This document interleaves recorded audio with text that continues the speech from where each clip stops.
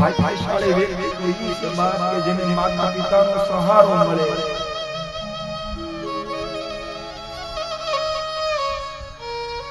જીવનમાં માં ક્યાંથી?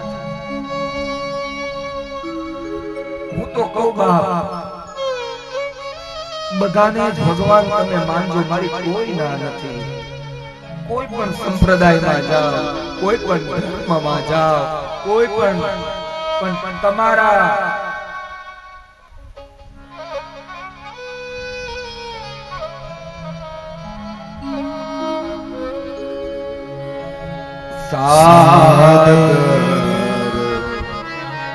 सादर भले ही मिली एक माता, भगिनी मिली बहुत मुस्काता. सादर भले मिली एक माता, भगिनी मिली बहुत मुस्काता. બાપ, તમે ગમે એ ધર્મને માનજો,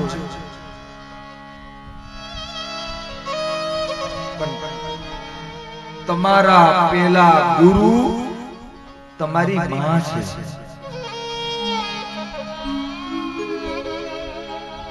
હું તો એમ કહું બા કે ન માતુ, ઉપનિષદમાં લખ્યું કે ન માતુ પર દેવતા.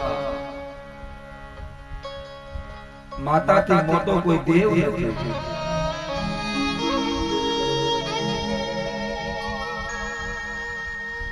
જ્યાં સતી અંતર થયા ને, બાપ મોઢું ફેરવી ગયો, બહેનો મેણા મારવા લાગી, પણ જગદંબાએ હાથ ફેરવી પોતાની માન દીકરીને કીધું, બાપ આવી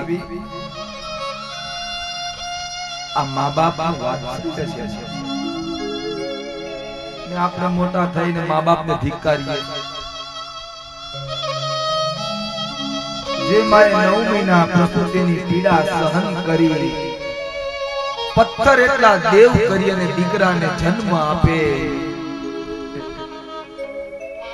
મેં તો એવું જોયું છે બાપ, સખત ઉનાળાનો તાપ હોય, રોડ ઉપર ચાલી ન શકાતું હોય, તો ઘણી માતાઓના પગમાં ચંપલ નથી. પૂછીએ તો મારે છોકરાની બાધા છે.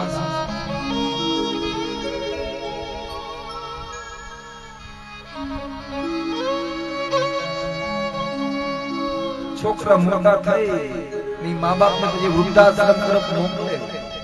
શું આપણી સંસ્કૃતિ છે બાબા?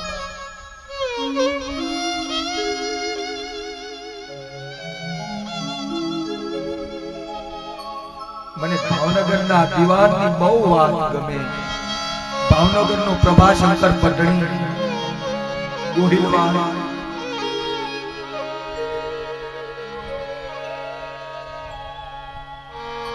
પ્રભાશંકર પટણી પ્રધાન હતા. ભાવનગર રાજા શાસનમાં ગોહિલવાડ.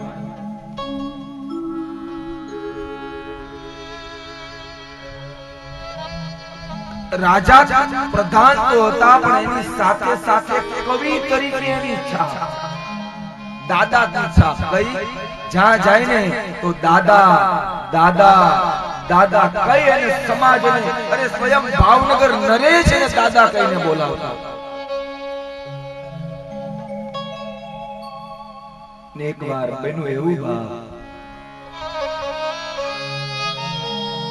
પ્રભાશંકરની માતાનું મૃત્યુ થયું.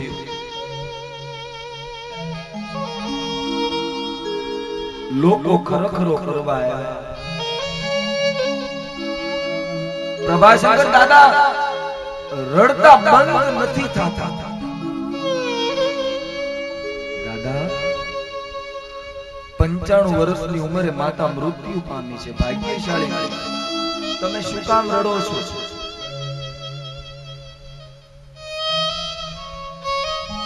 પ્રભાશંકર દાદા રડતા બંધ થઈ અને કહેવા લાગ્યા, બાપ મારી માં તો 95 વર્ષની ઉંમરે મર્યા છે. મારી માં મરી ગયા એટલે હું નથી રડતો. અરે તો દાદા બાપ, મારી માં તો ભાગ્યશાળી છે.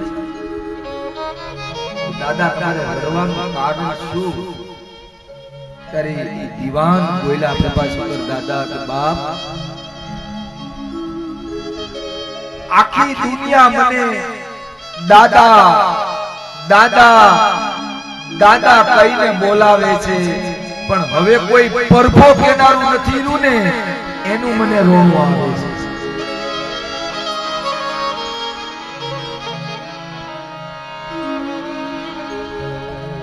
એક વાર પૂછે ને માં ખાલી, બાપ તું જીમો?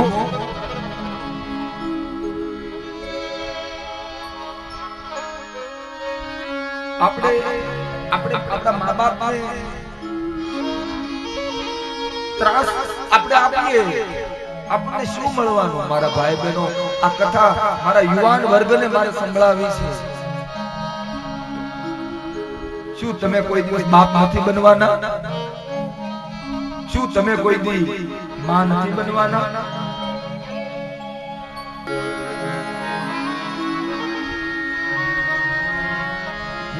જે હોય છે સુરાલયમાં, જે મસ્તી હોય છે સુરાલયમાં એ હિમાલયમાં મળતી નથી. જે મસ્તી હોય છે સુરાલયમાં એ હિમાલયમાં મળતી નથી. શીતળતા પામવાને માનવી તું દોટ શા માટે મૂકે? જે હોય છે માની ગોદમાં એ બીજે ક્યાંય મળતી નથી.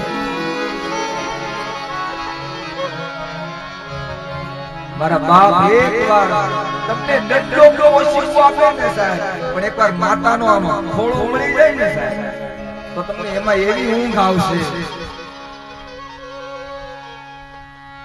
પણ ઠેર વ્યાસપીઠથી એટલી મારા યુવાન ભાઈ બહેનોને વિનંતી કરું, આ મોબાઈલના માધ્યમથી પોતાના ઘરોમાં જે કથા સાંભળી રહ્યા છે મારા યુવાન ભાઈ બહેનો, કે આ કથામાંથી એટલી શીખ લેજો કે તમારા મા બાપની સેવા કરજો, તમારા મા બાપને સાચવજો, તમારી મા બાપની આજ્ઞાનું પાલન કરજો. તમારા બાપ તમારે મંદિરમાં જવાની જરૂર નહીં પડે.